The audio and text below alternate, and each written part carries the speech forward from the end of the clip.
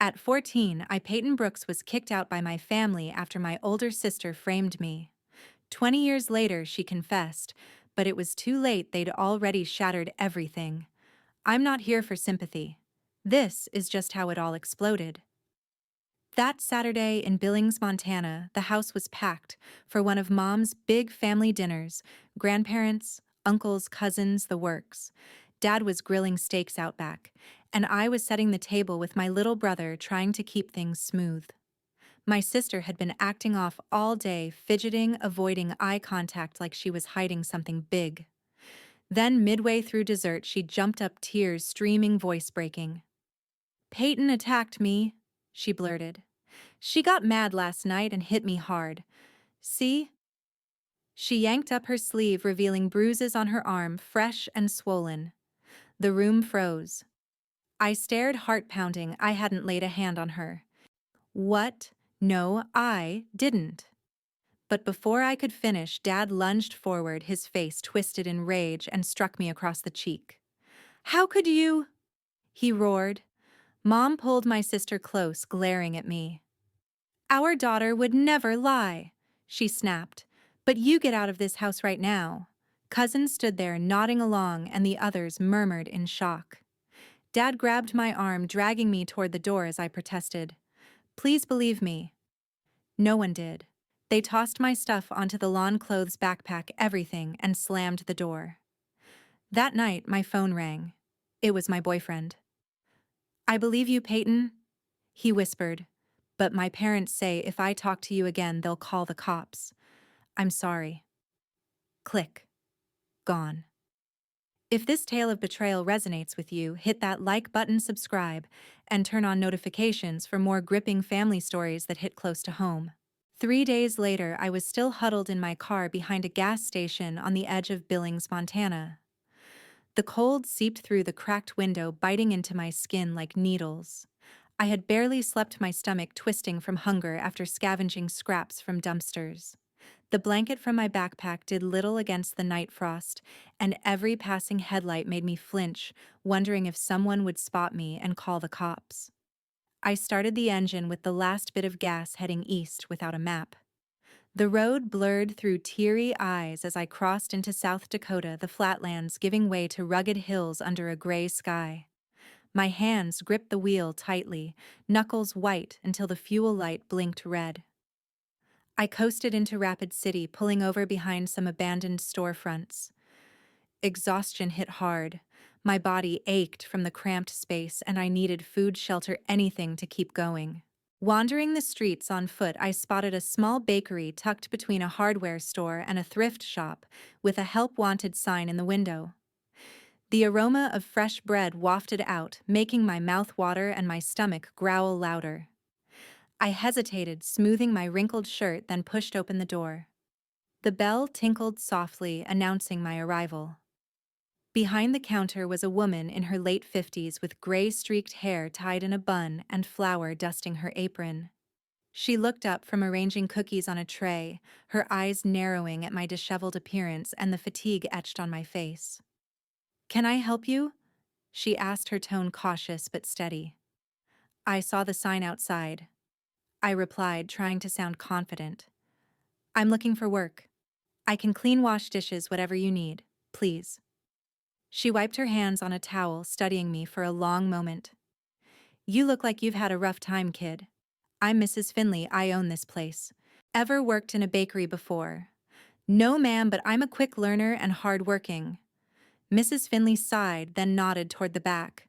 "All right, let's see what you've got. Sinks are in the kitchen, start there." Relief flooded me as I followed her into the warm, flower-scented room. Ovens hummed and shelves lined with mixing bowls and ingredients surrounded a large work table. She pointed to a stack of sticky pans and trays. "Scrub those clean, use the hot water, and don't miss any spots." I dove in, the steam rising from the sink, easing the chill in my bones. As I worked, Mrs. Finley occasionally glanced over, offering tips like, "Use more elbow grease on the burnt bits," or "Rinse thoroughly to avoid soap residue." After an hour, she showed me how to mop the floors without leaving puddles and organize the storage area, stacking bags of flour by weight, aligning cans of icing alphabetically, and hanging aprons on hooks. Order keeps things running smooth, she explained. One misplaced item and the whole day goes off track. By mid-afternoon, I was wiping down display cases in the front, learning to arrange pastries neatly in the glass counter. Customers trickled in, and I stayed out of sight, focusing on tasks. My muscles burned, but it was a distraction from the chaos I'd left behind. At closing time, Mrs. Finley flipped the open sign to closed and locked the door. "You didn't quit halfway, good sign. You got a place to stay tonight?" I shook my head, too weary to pretend. "There's a room upstairs," she said. "It's basic, a cot, lamp, small bathroom. You can pay it off from your earnings. Don't make me regret it." I nodded gratefully. "I won't. Thank you, Mrs. Finley." She packed a bag with unsold items, a couple of muffins, half a baguette, some cookies. "Eat this. Can't have you fainting on the job tomorrow." Upstairs, the room was tiny, with creaky floors and a single window overlooking the street. I sat on the cot, unwrapping the bag, and bit into a muffin. The buttery crumb melted in my mouth, filling the void in my stomach. For the first time in days, I felt a spark of stability. Mrs. Finley hadn't pried into my story, and that simple act of kindness meant everything. It was just the beginning, but it was mine. A week into the job, I signed up for a night baking class at the Rapid City Community Center. The building sat on Main Street, a low brick structure with fluorescent lights and folding tables. Tuition was $35 for 8 weeks, paid from my first 2 paychecks. I chose the Tuesday-Thursday slot so I could still open the bakery at 5 a.m. with Mrs. Finley. The instructor, Mr. Harlan, wore a faded Denver Broncos cap and carried a clipboard like a drill sergeant. First night, he made us line up at stainless steel stations and measure flour to the gram. "Baking is science," he barked. "1 extra tablespoon and your cake falls flat." We practiced creaming butter and sugar until our arms ached, then piped straight lines of frosting on wax paper. I kept every handout, stuffing them into a plastic folder I bought at the dollar store. Between classes, I started small side jobs. A cashier at the grocery store asked for 2 dozen blueberry muffins for her kids' soccer team. I charged $24, delivered them in a cardboard box lined with parchment. Next came a realtor who needed cookies for an open house. Word traveled fast in a town this size. I kept a notebook, order date, flavor, pickup time, cash received. By the end of the month, I had cleared almost $200, enough to buy a second-hand stand mixer from a pawn shop on East Boulevard. Mrs. Finley watched me haul it upstairs. "Stubborn girl," she muttered, but the next morning she cleared the back table and taught me her Montana recipes. She showed me how to scald milk for cinnamon rolls, how to laminate dough for croissants in 20-minute turns, how to fold huckleberries into batter without crushing them. "These berries grow wild up near Spearfish," she said, tipping a frozen bag into my palm. "Respect the fruit and it respects you back." We baked side by side, her hands guiding mine over the marble slab until the dough felt like silk. One Thursday after class, I used the library computer to check an old Facebook account I hadn't touched in months. A photo popped up on my feed. Skylar in a sundress, arms around Mom and Dad Jackson, holding a slice of watermelon, Colton grinning in the background. The caption read, "Nothing better than summer with my favorite people." Likes poured in from neighbors, church friends, people who once asked where I'd gone. No one mentioned the empty chair that should have been mine. The picture burned into my eyes long after I logged out. That weekend, I walked to the Pennington County Courthouse, a squat concrete building with metal detectors at the door. I filled out Form 140A for name change, checked the box for personal reasons, and paid the $40 filing fee with crisp 20s from my side job jar. The clerk stamped it without looking up. 3 weeks later, I stood before Judge Ramirez in a tiny courtroom that smelled of lemon polish. "Any objections?" he asked. Silence. Approved. The new birth certificate arrived in a plain white envelope, Peyton Carter. I ran my thumb over the raised seal, feeling the last thread snap. I still had Mom's number memorized. On a quiet Sunday, I fed a quarter into the payphone outside the bakery. The line clicked twice before she picked up.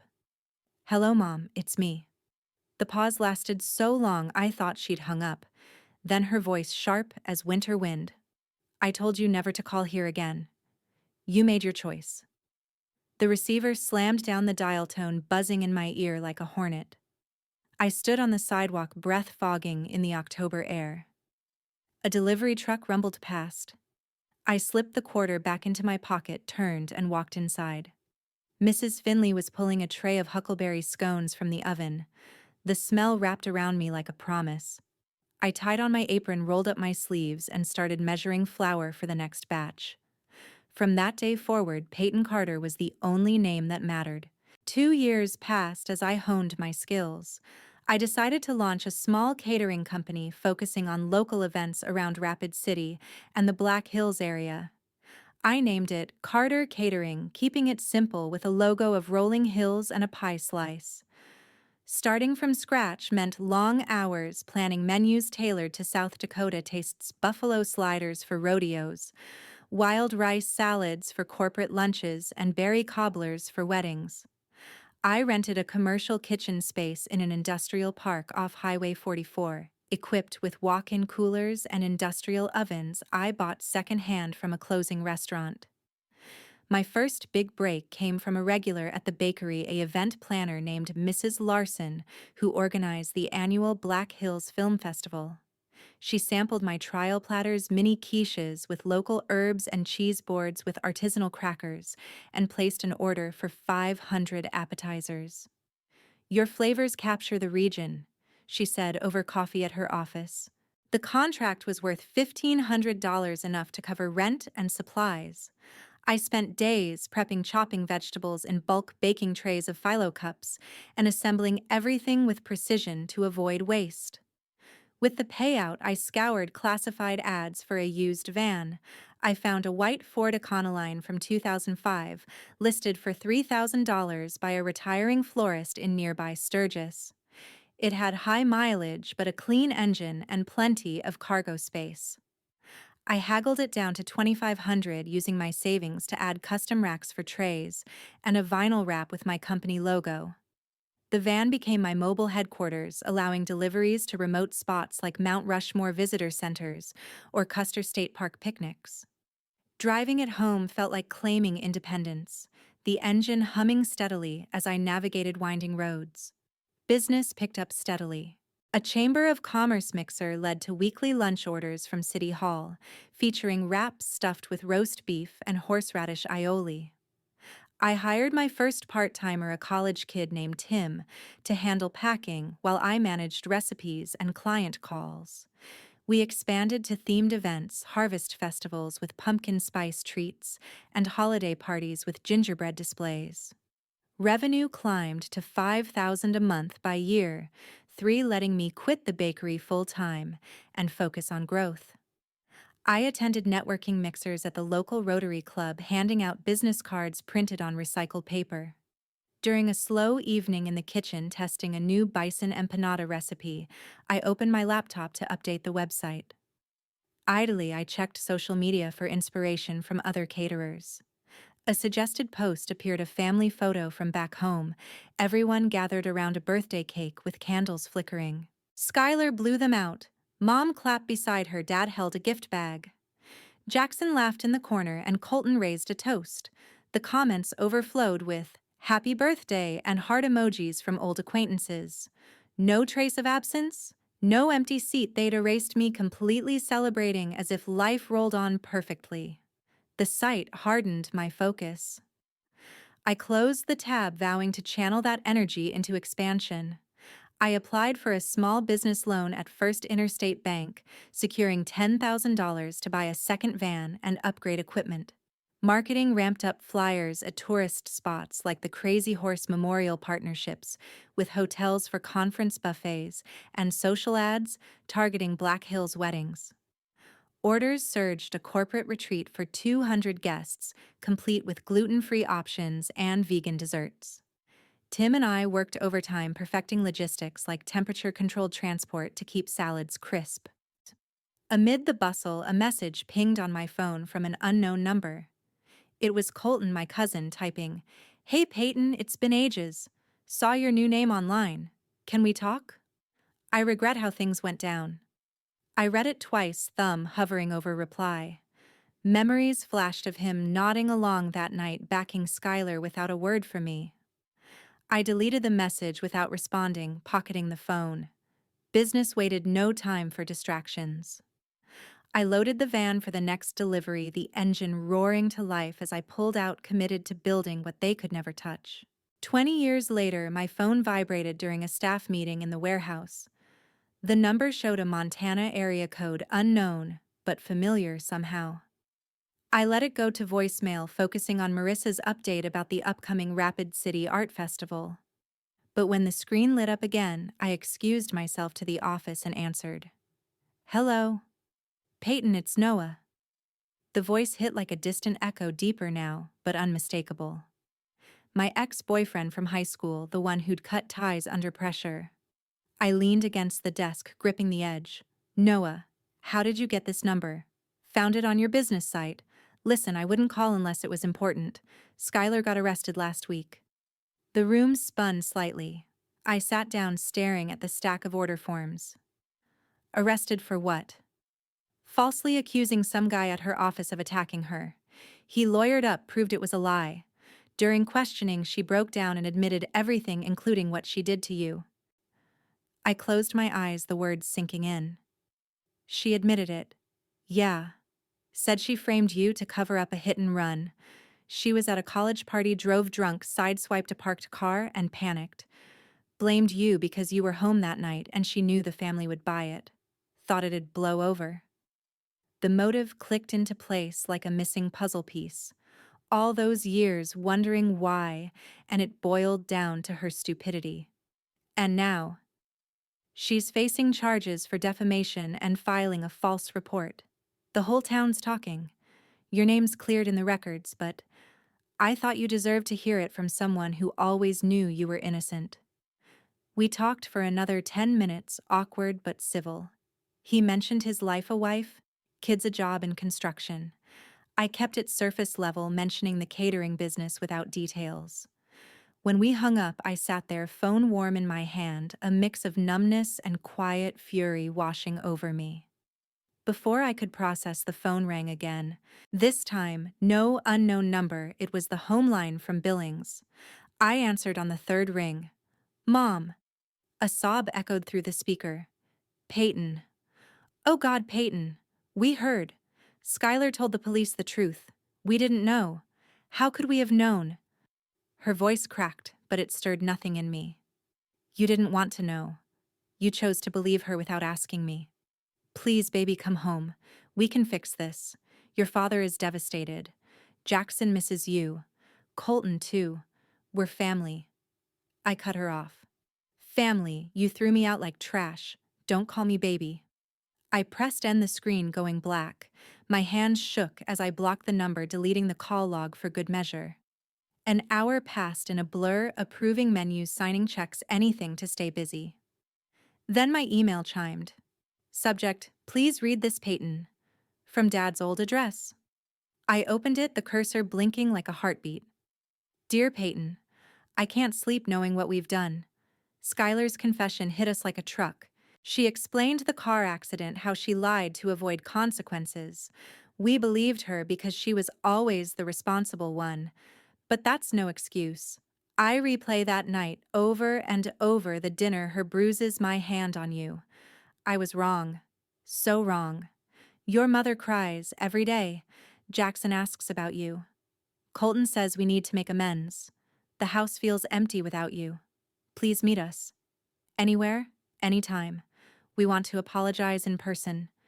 Rebuild what we broke. Love, Dad." Attached was a photo, the family at a recent barbecue, faces lined with age, smiles forced. I read the email twice, each word a reminder of the life they stole. The plea for a meeting, the casual mention of love, it rang hollow. I hit delete, emptied the trash folder, and forwarded the business email filters to block his address. The rest of the day blurred into deliveries and prep work. Marissa noticed my distraction but didn't push.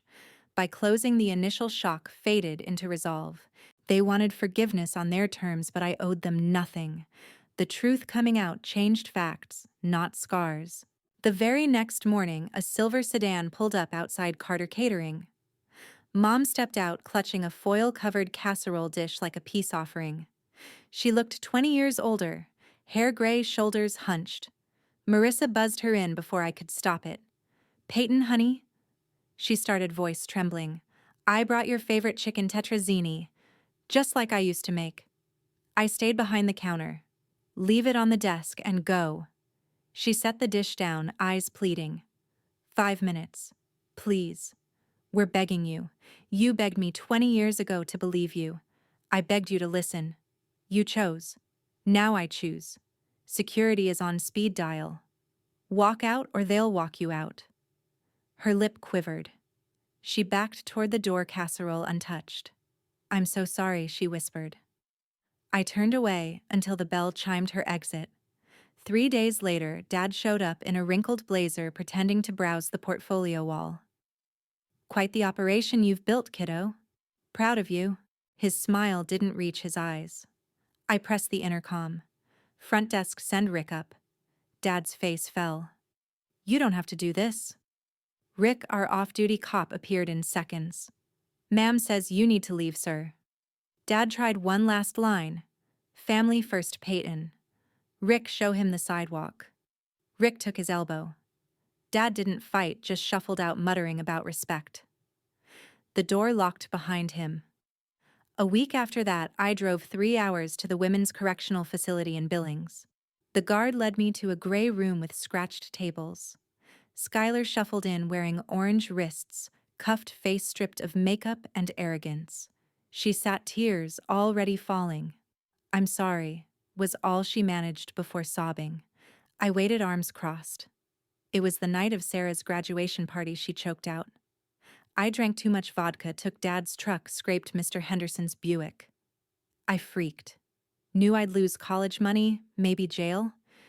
"You were asleep downstairs." I punched my own arm against the doorframe until it bruised, then ran crying to Mom and Dad. "I never thought they'd throw you out for good.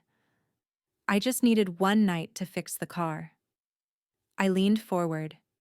"You let me live on the street for a fender bender." I was 18 and stupid and terrified. I've hated myself every day since. "Good," I said, standing. "Rot with it." I signaled the guard. She lunged for my sleeve, but the cuffs jerked her back. I didn't look behind me, walking out. That evening, back in Rapid City, my phone lit up with a Montana number I hadn't blocked yet. "Peyton, it's Colton." His voice cracked. I was wrong that night. I backed Skylar because I didn't want the family name dragged through mud. I've carried it for 20 years. The victim Skylar framed this time, his lawyer contacted me. I still have the old group texts from the day after the dinner, everyone saying you were violent, me agreeing. "I'll hand them over, testify whatever you need. Let me make this right." I stared out the warehouse window at the sunset over the hills. "Send everything to my attorney by tomorrow. Nothing else. No coffee, no catch-up, no family reunion. You help win the civil suit, then you disappear again." "Understood?" "Understood," he whispered. I hung up, forwarded the recording to my lawyer, and poured myself a glass of wine. The past kept knocking. I kept locking the door. A month after Colton's call, I joined the defamation lawsuit against Skylar. The other plaintiff, a man named Eric from her office, had the same story, bruises she self-inflicted to dodge a work scandal. My lawyer, Ms. Vargas from Sioux Falls, filed the papers in federal court. Colton overnighted a USB drive with archived emails from 2005 group chains, where he and Dad discussed Peyton's outburst, Jackson agreeing she was unstable, Mom forwarding articles on teen violence. "This shows pattern," Ms. Vargas said. "We deposed witnesses over Zoom, including a mechanic who confirmed the truck's paint scrape back then. The trial lasted 4 days in Billings Federal Courthouse, a modern glass building with tight security.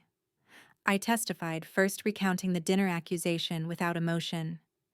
Eric followed, detailing Skylar's office lie. Colton took the stand, last admitting his role in spreading the rumor. I regretted it immediately, he said, avoiding my gaze. The defense argued emotional distress, but the judge ruled in our favor. We split $45,000 in damages, $22,500 each after fees. I wired mine to a new savings account earmarked for warehouse expansion. Back in Rapid City, life normalized. Marissa handled a charity gala. I oversaw inventory. Then, late one Friday, a voicemail popped up from a blocked number. Peyton, it's Dad. Doctors found a tumor. Pancreatic stage 3. Chemo starts soon, but it's aggressive. I don't have long. Want to see you one last time. No excuses, just talk. Forgive an old fool, call back. His voice rasped, ending in a cough. I played it once, then hit delete. No hesitation. The man who struck me didn't get a deathbed pass. Word trickled in through old acquaintances. Dad lost his warehouse supervisor job 6 months after the scandal broke. Boss cited distraction. Unemployment checks ran out. He turned to cheap whiskey hiding bottles in the garage. Neighbors saw him stumbling home from the bar on Central Avenue, slurring about lost daughter. Mom joined a support group at the Methodist church, sharing stories of regret, but quit after 3 sessions. Depression set in deep. She spent days in bed, ignoring calls from Jackson. Doctors prescribed pills, but she skipped doses, spiraling into isolation. The house fell into disrepair, peeling paint, overgrown lawn as bills piled up. Jackson fared no better. Teaching high school history in Billings, the family name tainted his reputation. Parents complained about unstable background. The principal demoted him to substitute. Stress fractured his marriage. His wife filed for divorce after endless arguments over the past. Custody battles dragged on, costing him savings and sleep. He moved to a 1-bedroom apartment downtown, rarely visiting home. Skylar got 3 years in minimum security prison for perjury and fraud. Appeals failed. She served time in Pierre, writing letters no one answered. Release came early for good behavior, but jobs dried up. Employers Googled her name and passed. Meanwhile, my world thrived. Wyatt and I bought a ranch-style house on the outskirts of Rapid City with a big kitchen for testing recipes. He worked construction building decks by day while I ran the business. Evenings we walked Moose, our rescue lab mix, along the Mickelson Trail, watching sunsets paint the pines orange. Moose chased squirrels, tail wagging furiously, bringing chaos and joy. Wyatt proposed under those trees one fall afternoon, a simple ring from a local jeweler. We married quietly at City Hall, Marissa as witness. No big catering spread, just use moose and takeout pizza. The scars lingered, but they didn't define me. Tin tuong gia jin phai dua transu that kong mu kwang. Tu lap giup vuot qua betrayal, nhung mot so vet thuong kong lan. I built my life on my terms, unbreakable.